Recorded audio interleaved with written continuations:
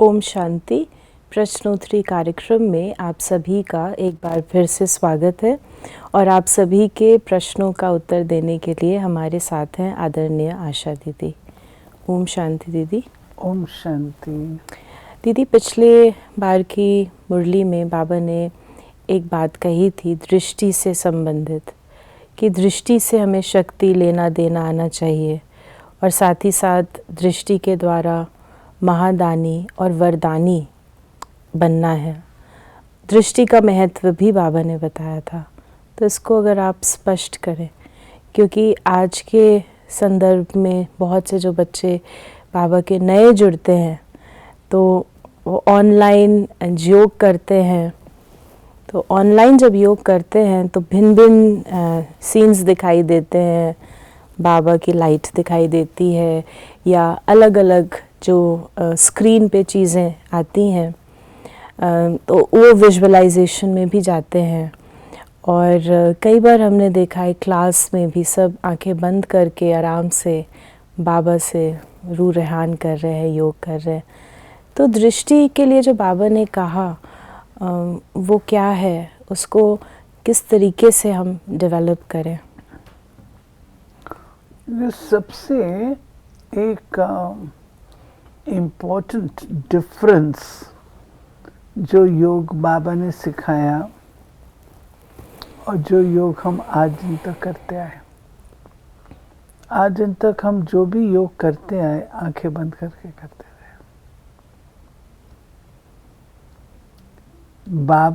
Open आई meditation Brahma Kumari इसकी एक विलक्षणता है, विशेषता है, बाबा ने सिखाया। क्यों बाबा कहता है आंखें खोल के करना है? एक है आंखें खोल के करना, फिर है दृष्टि। दृष्टि उससे ज़्यादा हायर चीज़ है, वो मैं आपको एक्सप्लेन करूँगी। आंखें खोल करके इसलिए कि सामने जो टीचर बैठी है ड्रिल मास्टर की तरह, वो सबको देख रही है, ऑब्जर्व भी कर रही है। तो जब भाई बहन योग करते हैं तो उनको लगता है कि सामने ड्रिल टीचर है, तो एकाग्र बुद्धि होकर के बैठते हैं,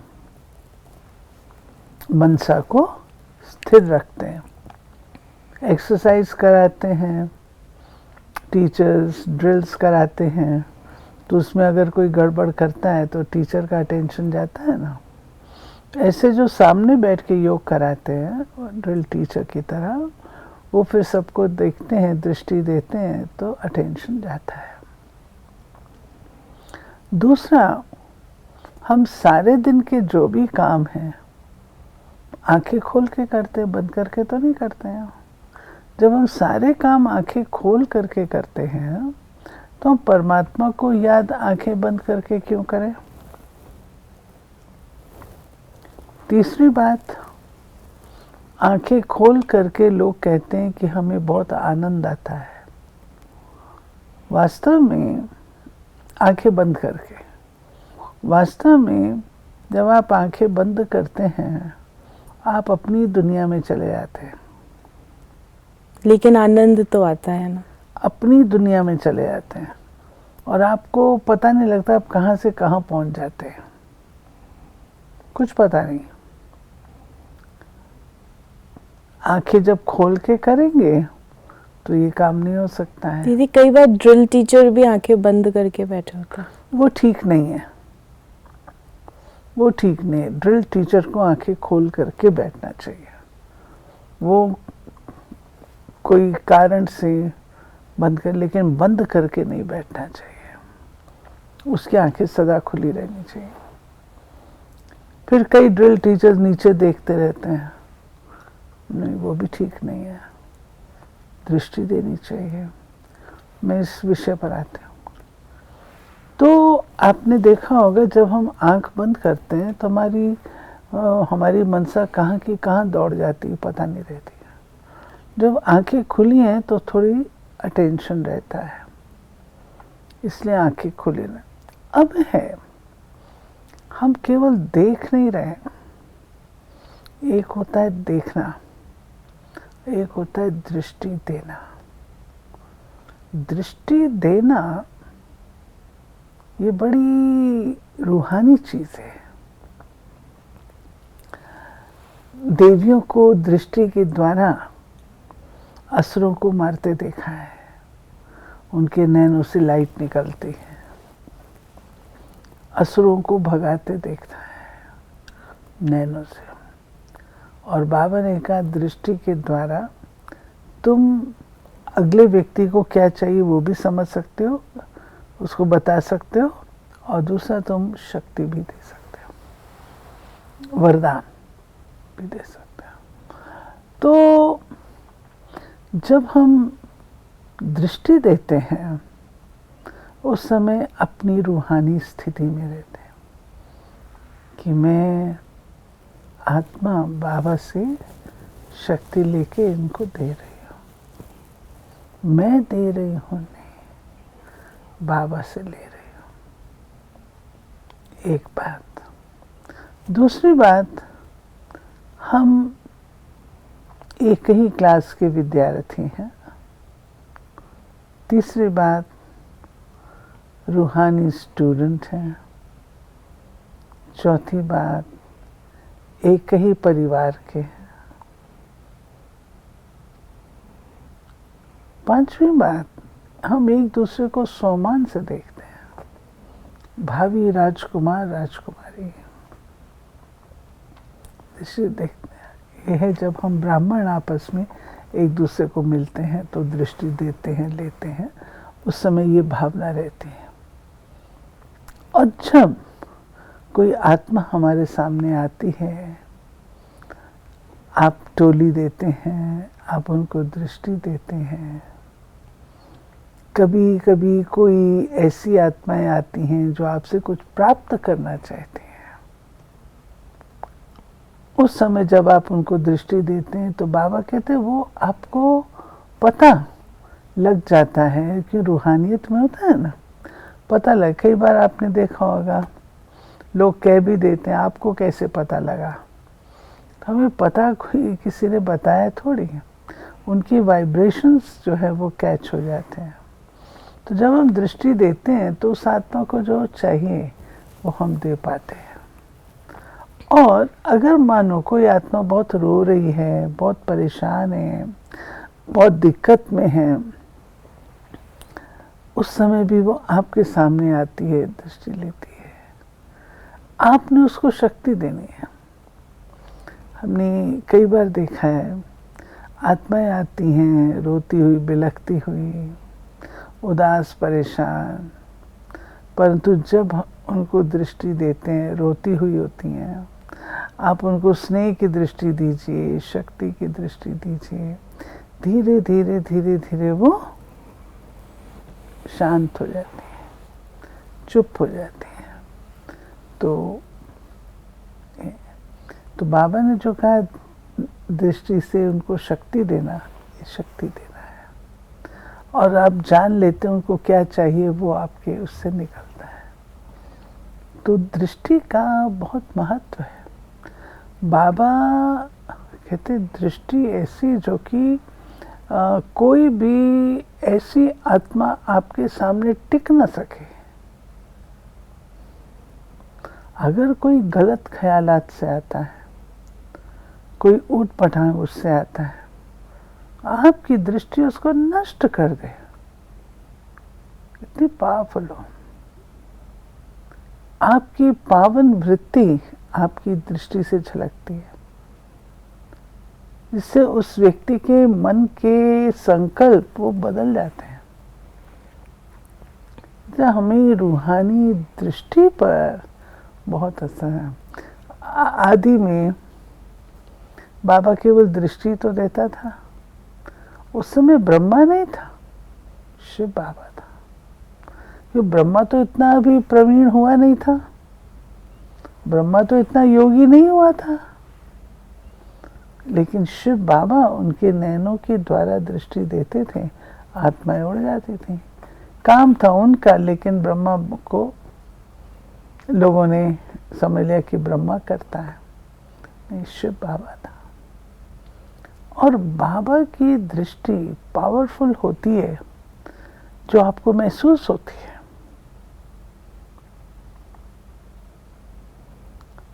अगर कोई अवज्ञा करता है, बाबा केवल दृष्टि उसको देता है, बोलता कुछ भी नहीं है, वो आत्मा कांप जाती है, उसको महसूस होता है। एक बहन थी, उसने मम्मा की अवज्ञा की, वो ट्रांस मैसेंजर थी, मम्मा को कभी कुछ संदेश चाहिए तो उसके थ्रू मम्मा मंगाती थी बाबा से ट्रैवलिंग पे। एक दिन मम्मा ने उसको कहा संदेश लेके आओ, वो अलबेली भी थी थोड़ी, उसने कहा मैं मम्मा कल सवेरे ले आऊंगी, मम्मा को तो जवाब अभी चाहिए। तो कोई बात नहीं, नेक्स्ट मॉर्निंग जब वो गई ट्रांस में, बाबा ने उसको केवल दृष्टि दी और उन्होंने अपना अनुभव सुनाया, मेरे को डायरेक्टली सुनाया कि मैं जब नीचे उतरी मेरे शरीर पे नील थे। इतनी पावरफुल बाबा की दृष्टि थी। सजा का अनुभव कराया बाबा ने।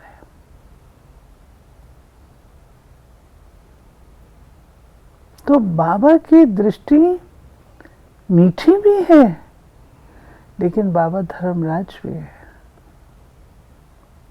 बाप दादा की जब पधरामणी होती है, हम लोग सब स्क्रीन पर देखते हैं।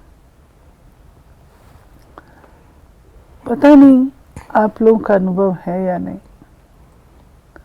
मेरा तो है।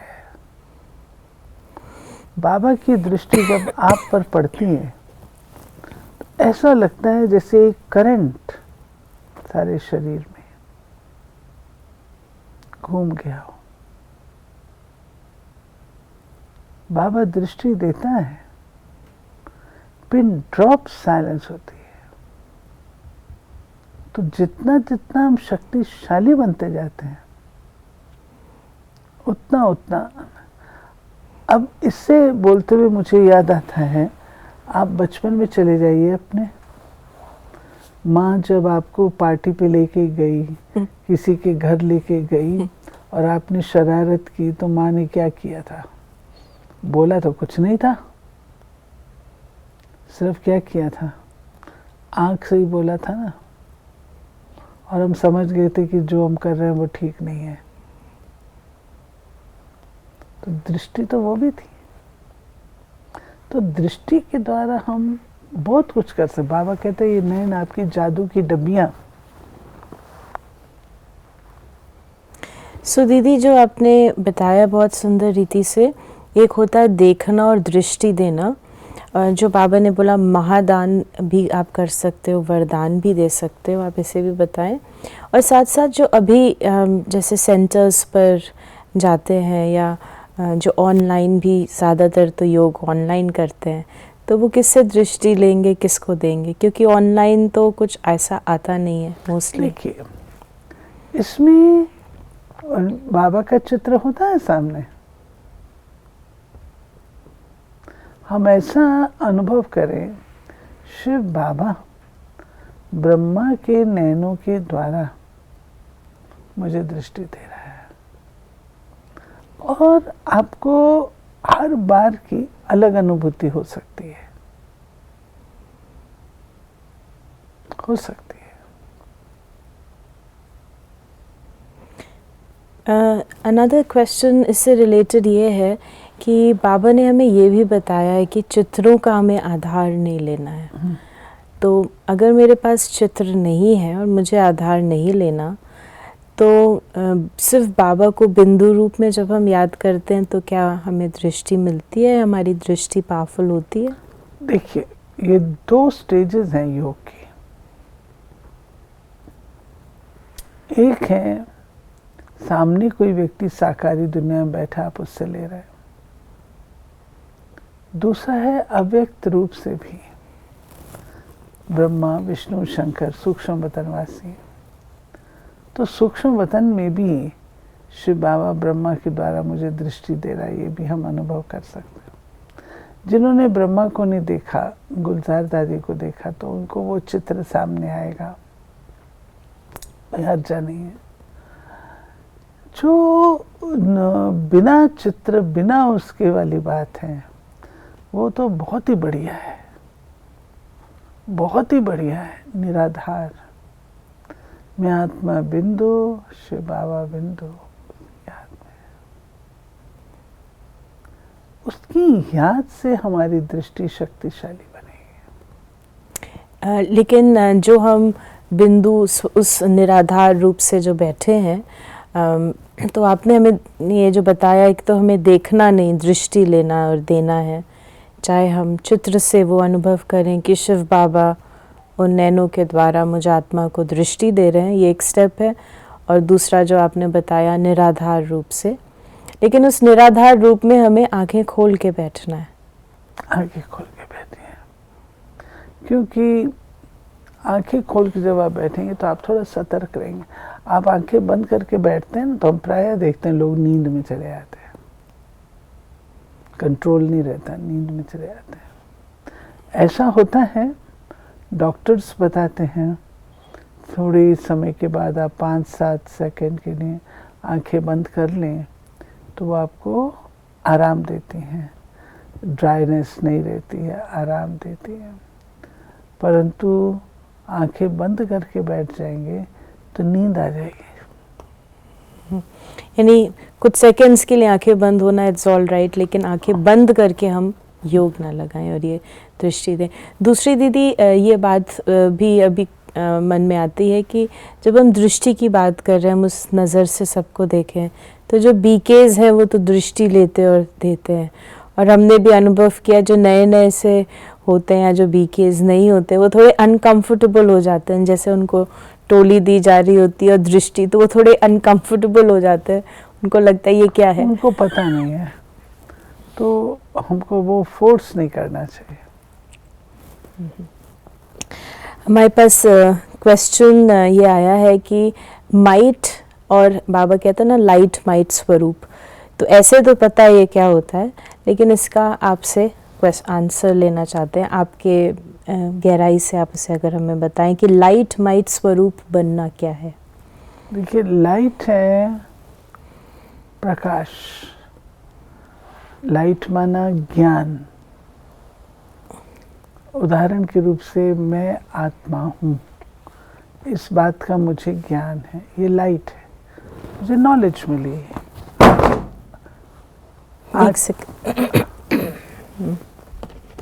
मुझे नॉलेज मिली, आंखें खुली कि मैं आत्मा लाइट हूँ, अर्थात मैं आत्मा हूँ, प्रकाश मिला। परंतु इसका जो प्रभाव है, इसमें शक्ति क्या मिली? माइट है शक्ति, ज्ञान मिला, इससे शक्ति क्या मिली? शक्ति मुझे ये मिली कि मैं राजा हूँ, कर्मेंद्रियों की मालिक हूँ, इनके ऊपर मेरा कंट्रोल है, रूलिंग पावर, कंट्रोलिंग पावर है। जिस किसी को देखती हूँ उसको अपनी बहन, अपने भाई के रूप से देखती हूँ। और मेरे गुण कौन से हैं, उन गुणों का उपयोग, ये मेरे ओरिजिनल गुण हैं। तो वो सारी बातें जो प्रैक्टिकल लाइफ की हैं, आत्मा से कनेक्टेड वाली, वो माइट है। वो मुझे ये ज्ञान कि मैं आत्मा हूँ, मुझे इन सब बातों में पावरफुल बनाता है। तो इट इज़ बीइंग पावरफुल। बाबा ने ऐसे उदाहरण के रूप से आप देखा होगा, कई बार लोग डॉक्टर के पास जाते हैं, डॉक्टर उनको कहते हैं स्ट्रिक्टली नो स्मोकिंग। अब उस व्यक्ति को पता है कि smoking is not good for my health, लेकिन वो बाहर निकलता है तो क्या कहता है, मेरी शराब कोई छुड़ा दे, मेरी सिगरेट कोई छुड़वा दे। नॉलेज है, शक्ति नहीं है उसको। शक्ति वो चाहता है, शक्ति है नहीं। वो शक्ति हमको पैदा करने के लिए शिव बाबा से कनेक्ट होना पड़ता है। ये शक्ति मिलती है, ये नॉलेज है, परंतु आए कैसे, उसके लिए मेरे को साधन अपनाना पड़ेगा, शिव बाबा को याद करना पड़ेगा। बाबा ने मुरली में हम बच्चों को एक बार वरदान दिया, बाबा देते भी हैं, खुश नसीब भव और सदा खुशनुमा भव। तो इन दोनों के में अंतर क्या है? खुश नसीब है भाग्य। भाग्य, कई लोग अपने भाग्य को कोसते रहते हैं, मेरा भाग्य ऐसा, मेरा भाग्य ऐसा। मेरा भाग्य कैसा? मेरा भाग्य बहुत अच्छा है। तो मैं कितनी खुश नसीब हूँ जो मुझे बाबा मिला। इतनी अच्छी पढ़ाई मिल रही है, इतनी अच्छी पालना मिल रही है, इतना अच्छा परिवार मिला। कितनी खुश नसीब हूँ जो मेरी आंखें खुल गई, जो मैं अभी तक बिल्कुल ही दूसरी दुनिया में थी, कहाँ जा रही थी, बाबा ने मेरे को कितना अपना बना करके, कितनी खुश नसीब हूँ, उसने मुझे अपना बनाया। कितनी खुश नसीबी की बातें हैं, भाग्य की बातें। और दूसरा आपने कहा खुशनुमा, तो जिसको खुश नसीबी का नशा होगा उसका चेहरा बताएगा। खुशनुमा कहते हैं खुश चेहरा, जिससे चेयरफुल। चेयरफुल। और बाबा इन्हीं का एक और प्रश्न है कि बाबा ने कहा है कि मास्टर दाता, मास्टर विधाता और मास्टर वरदाता, इसको एक्सप्लेन कर दीजिए। मास्टर दाता, मास्टर विधाता और मास्टर वरदाता। दाता है देने वाले, शिव बाबा दाता है, तो मुझे आत्मा का भी कर्तव्य है कि देना है, तो दाता। विधाता इज लॉ मेकिंग, सिस्टम्स। तो बाबा ने जो सिस्टम सेट किया है हम बच्चों के लिए, नियम मर्यादा इत्यादि, तो विधाता माना मुझे उन सब सिस्टम्स को, लॉस को पालन करते, मर्यादाओं का पालन करते औरों को भी पालन करने की प्रेरणा देनी है। और वरदाता है एसेंसफुल शक्ति देना, जो दो शब्दों में होती है, आयुष्मान भाव, पवित्र भाव। आप अपनी शक्ति स्वरूप से दूसरे को मदद करते, उसके पास अपनी शक्ति नहीं है। जैसे बाबा ने बताया था कि आजकल के लोगों में उड़ने की पंख नहीं है, उनमें वो ताकत ही नहीं है। वो चाहते हैं कि आप अपनी शक्ति से हमें उड़ाएं। ये बात है। तो हमारे में भी तो इतनी ताकत नहीं है। वही बाबा कहता भरने के लिए। तो ऐसा हम समझ सकते हैं कि बाबा हमारे द्वारा शक्ति दे रहा है। बाबा दे रहा, बाबा हमको भी संपन्न बनाता है ना। हम भी तो योग लगा के संपन्न बनते हैं। जहाँ शिव बाबा का गायन है तो वहाँ शिव शक्तियों का भी तो गायन है ना। मतलब फॉर एवरीवन, एवरीबडी जो सेवा केंद्र पर न भी रहते हो तो वो। हाँ, क्यों नहीं। आपने जो बताया कि जो विधाता है, लॉज हैं, उनको थोड़ा सा आप बताएंगे। मास्टर विधाता मतलब जो बाबा ने हमें श्रीमत दी है, किस तरीके से हमें चलना चाहिए। विधाता क्या हुआ? श्रीमत है, दिनचर्या है, दिनचर्या है हमारी, श्रीमत है, घर गृहस्थ में रहने के सिद्धांत है, ब्राह्मणों की जीवन शैली है, ये सब इसमें आएगा विधाता में। बाबा ने बताया था अभी कुछ समय पहले मुरली में कि जो 8 की माला होती है वो जोड़े होते हैं 8, यानी वो माला 16 की हो गई। Is that how it is? आप जरूरी ऐसा क्यों समझते हैं? 8 में भी तो इंटरचेंज हो सकते हैं। अच्छा, वो 8 ही जोड़े बन जाएंगे, 4-4 के। ऐसा हो सकता है, परम्यूटेशंस हो सकता है। ये तो हो सकता है। बाबा ने हमें सतयुग में जाने की तैयारी बताई है। ये क्वेश्चन है कि क्या सतयुग में कुक्ड फूड होगा, आग होगी?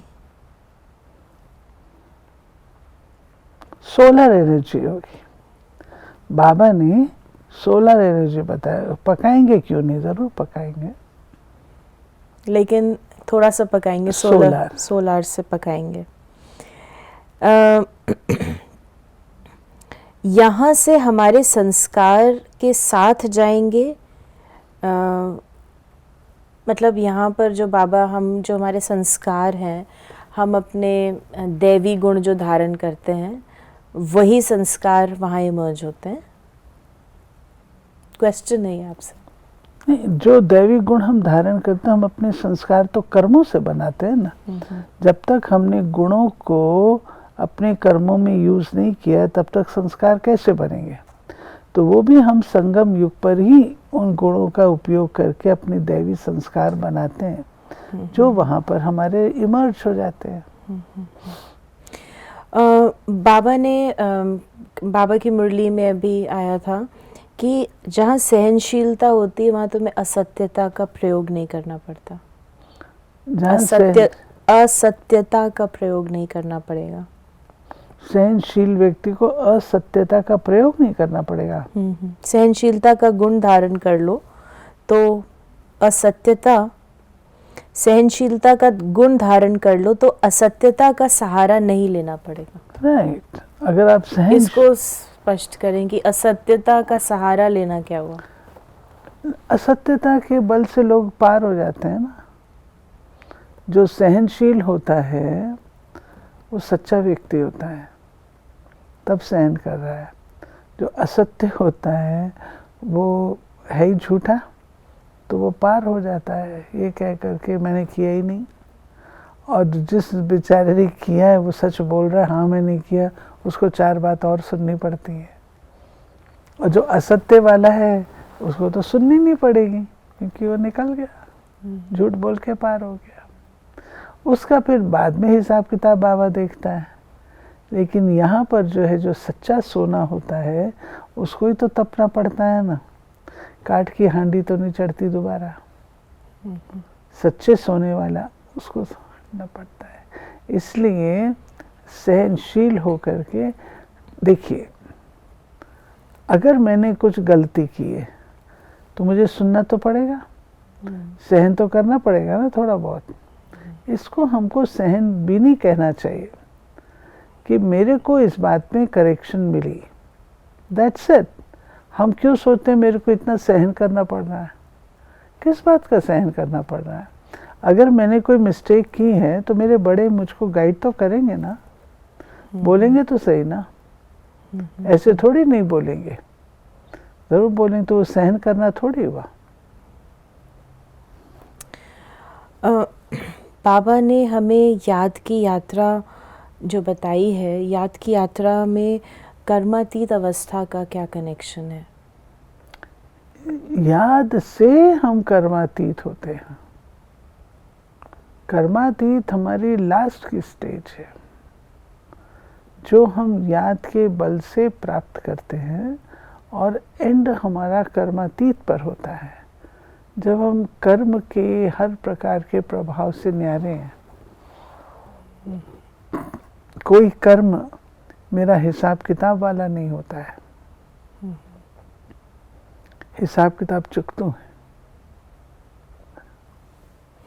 और आपने हमें पहले कुछ समय पहले बताया था कि जो याद की यात्रा है वो कैसे करें, उसका अनुभव का प्रोग्राम हम करेंगे। तो क्योंकि हमारा टाइम तो समाप्त हो रहा है, तो उसकी डेट भी हम बता देते हैं जो लोग ऑनलाइन सुन रहे हैं। 26 नवंबर से 28 नवंबर ये प्रोग्राम रहेगा ORC में, जिसमें जो नए बाबा के बच्चे हैं, ख़ासकर जिन्होंने सेंटर्स पर मेडिटेशन जाकर नहीं किया है, भट्टियाँ नहीं की हैं, जो अभी 2-3 साल हमें ज्ञान में आए, उनको ये मौका नहीं मिला, तो वो बच्चे यहाँ पर आकर उसका अनुभव कर सकते हैं। और उसकी डिटेल्स आपको बताई जाएंगी, उसका फॉर्म होगा जो दिया जाएगा। सो दीदी, बिफोर वी क्लोज़, आपकी हम सब के प्रति क्या प्रेरणा है? क्योंकि जैसे आज की मुरली में बाबा ने कहा था, सच्चे दिल पर साहब राज़ी, बड़े दिमाग की जगह बड़ा दिल हमें बनाना है, सच्चा दिल बनाना है। तो वो सच्चा दिल कैसे बनाए, उस की जो पुरुषार्थ है इस हफ्ते। सच्चा दिल है वह दिल जिसमें बाबा रहना पसंद करे। दूसरे शब्दों में सच्चा दिल वो है जिसमें बाबा की याद बनी रहती है, एक व्रता पावन, वो सच्चा दिल। तो मुझे अपना दिल सच्चा बनाना है, अर्थात एक बाप के सिवाय और कोई भी। इसका भी ठीक से समझना होगा। देखिए, हम इस दुनिया में रहते हैं, ऐसे नहीं कि हम कुछ कामकाज नहीं करेंगे या उन्हें, वो सब कुछ हमको करना है, परंतु जो मुझ पर प्रभाव रहे जिस छवि का, वो छवि केवल परमात्मा की और कोई नहीं, वो है सच्चा दिल। तो ये थे आज आपके प्रश्नों के, हमने प्रयास किया कि जितने हो सके हम प्रश्न लें। अगर आपके अंदर कोई भी प्रश्न है और आप चाहते हैं कि आशा दीदी इस मंच से उसका उत्तर दें, तो आप व्हाट्सएप या मैसेज कर सकते हैं। वॉइस मैसेज नहीं, रिटन में दें 8826599309 पर, और हम ऐसे ही अगली बार भी मिलेंगे। और जैसे कि हमने वो प्रोग्राम बताया है योग का 26 to 28 नवंबर, उसकी डिटेल्स आपको जल्दी प्राप्त होंगी। ओम शांति।